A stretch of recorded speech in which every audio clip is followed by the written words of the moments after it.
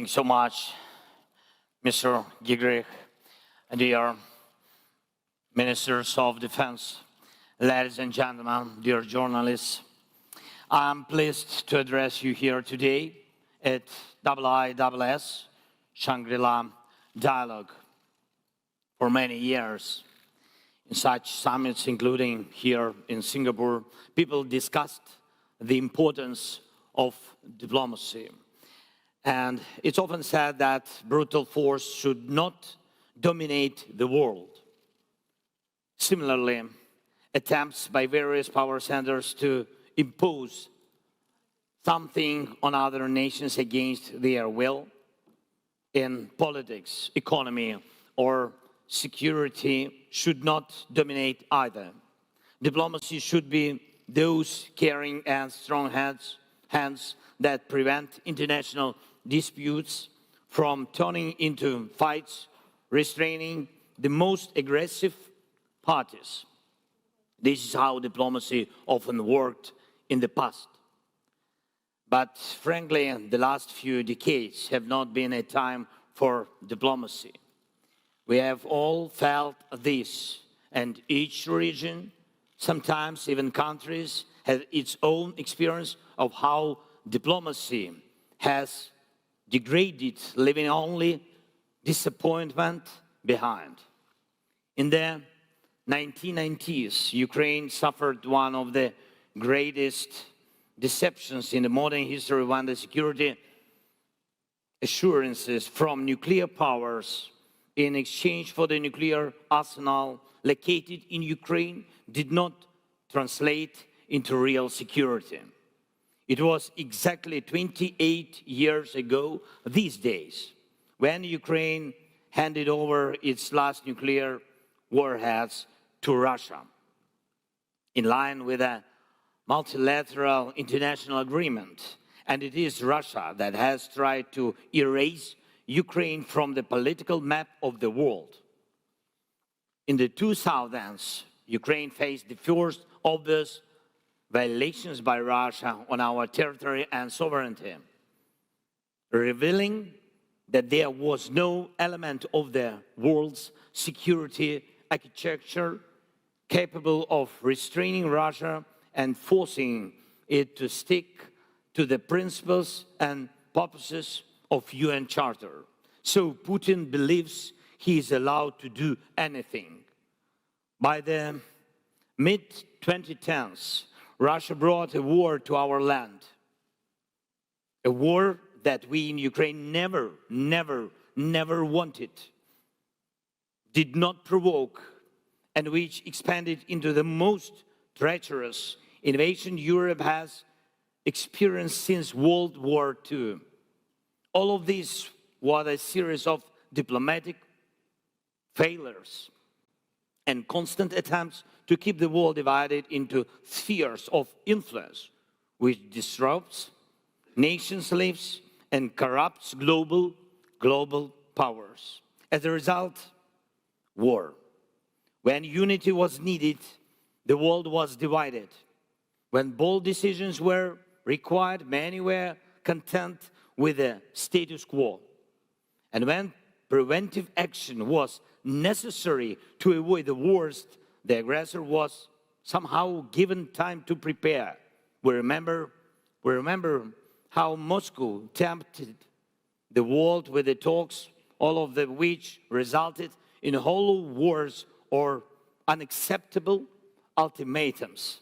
Thus, we found ourselves in a war that now affects everyone in the world and spreads a globally dangerous cult of violence instead of trust in international law, trust that diplomacy should strengthen. But Ukraine will not complain, and I'm here to state we have found a way to restore diplomacy. This is the goal I spoke about last year at the Shangri-La Dialogue, and now we can make it real. Dear friends, not so long ago, it seemed that the world would always be fragmented. But we saw the most nations truly desire and are capable of cooperation, at least as far as collective security is concerned. A clear example are the coalitions from military to humanitarian, formal and informal, which help us withstand the war and prevent Russia from expanding it.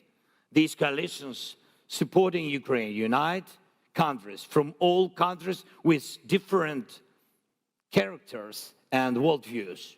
What brought them together?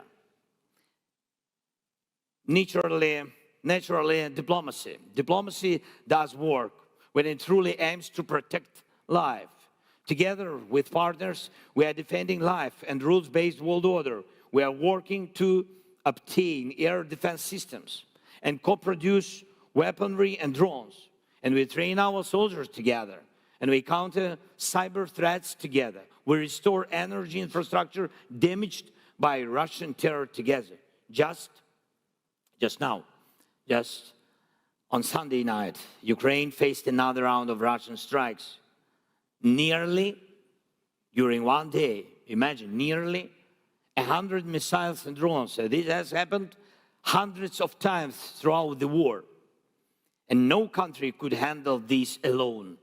And I thank everyone in the world who helps us with air defense systems, saving lives to our people, and the best, of course, the best Patriot systems, the United States, Germany, Netherlands, other our partners who helped us. Thank you so much. Together we are also bringing back Ukrainian children who were deported to Russia from the occupied territories of our country.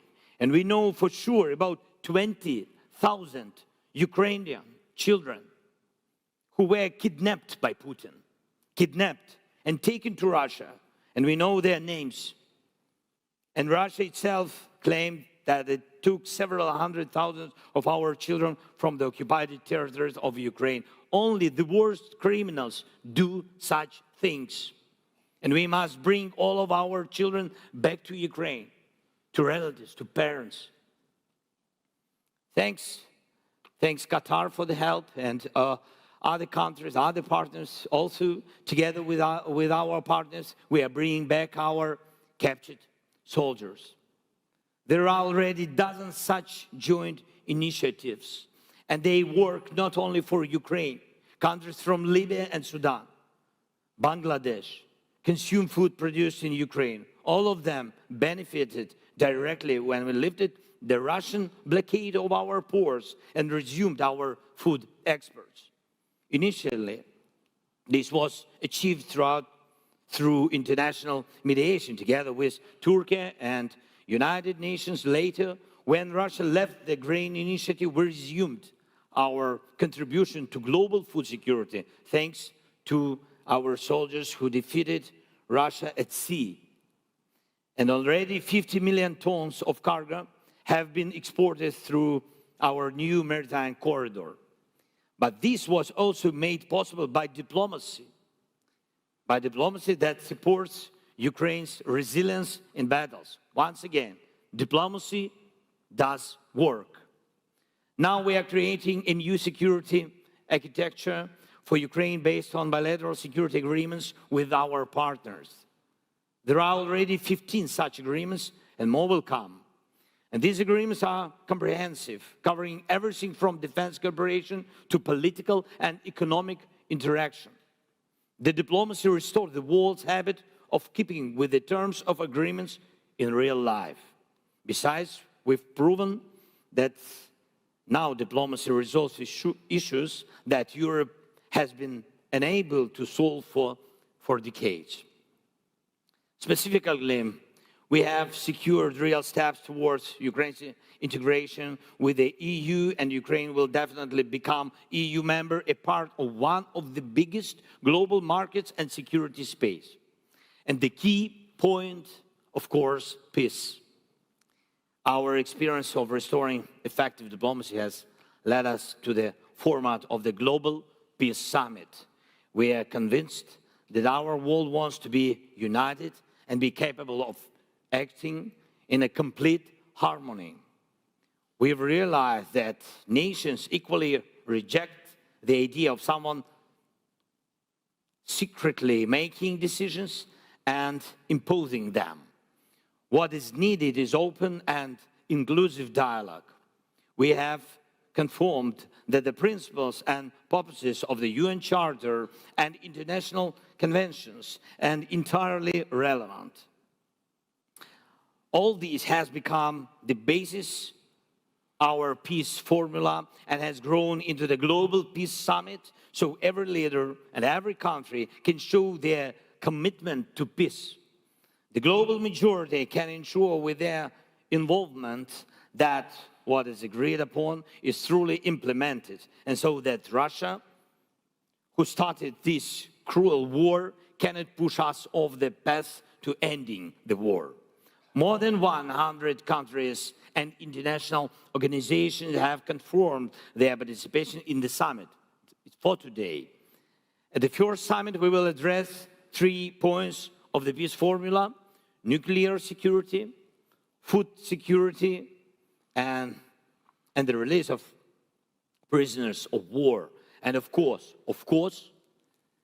the Ukrainian children abducted by Russia. Time is running out, and the children are growing up in the Putin land, where they are taught to hate their homeland and are lied to, being told they have no families, while their loved ones wait for them at home in Ukraine. And after Peace Summit, when the global majority agrees on the common understandings and steps, the relevant parties will pass this to Russia, aiming for an outcome similar to the Grain Initiative. If these basic things are implemented, other points of the peace formula will work as well. Yes, we are disappointed that some world leaders have not yet confirmed their participation in the Peace Summit. Unfortunately, there are also attempts to disrupt the summit. We do not want to believe that this is a desire for monopolistic power in the world to deny the global community the opportunity to decide on war and peace, and to leave this power in the hands of one or two. We respect the UN Charter, respect every nation, and treat everyone equally. Only on this principle can the world be safeguarded from war. Ukraine proposed peace through diplomacy, an inclusive and fair former global peace summit, and I invite your region, your leaders, countries to join so that your peoples are involved in these global affairs, and by uniting against one war, we create for the world a real experience, the experience of overcoming any war and of diplomacy that does work. Thank you for an invitation. Thank you for your attention. Slava Ukraini. Thank you.